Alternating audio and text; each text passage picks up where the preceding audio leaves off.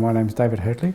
We've been here 20-something years. We decided to renovate to make the living space a more practical living space compared with the way it was. As part of that, we decided to do everything we could about trying to improve the energy efficiency of the house. We settled on getting an architect who has experience in energy efficient design, who would then manage the project as well. As seems to be often the case, builders are not necessarily very experienced with energy efficient construction. From the point of view of making it a more practical place to live, we moved the bathroom from a place where it was occupying space here in the rear end of the house into what had once been a small bedroom.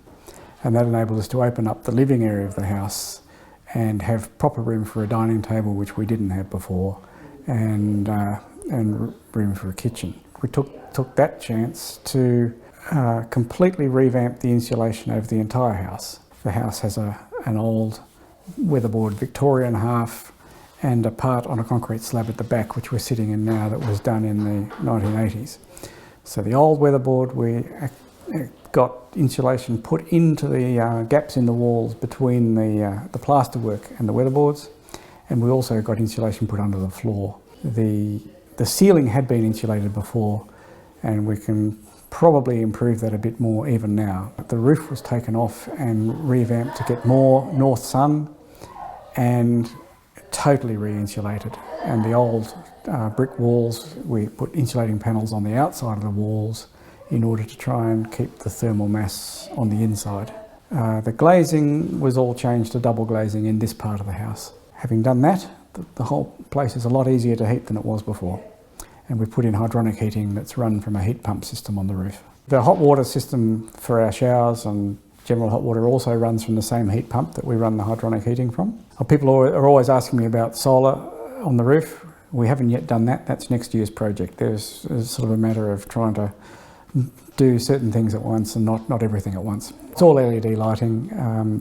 We're lucky we never really had any of those horrible old halogen downlights in the first place, and we certainly don't have anything like that now. There was a time when we thought we might be able to stay living in the house while the renovation was occurring, but no, it turned out that was not really practical at all. So we were out of the house for 10.5 months. Originally, the builder had said 6 months, but you never believe that figure anyway. I didn't believe it, so I wasn't terribly dismayed by the fact that it took 10.5. That's just sort of what it did. It's a challenge when your builder doesn't really have any experience of sustainable building, and so many of them don't seem to have that experience. So having someone who was experienced at trying to deal with that was very helpful. So the major outcome of doing this is we've ended up with a house that we find much more comfortable to live in.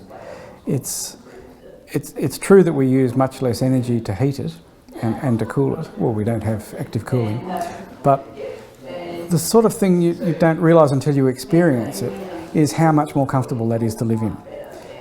It's not just about the reduced energy consumption. It really is a nicer place to be in. But the energy consumption is about half what it was before we did this. And that's purely down to insulating it properly and putting in a heat pump system.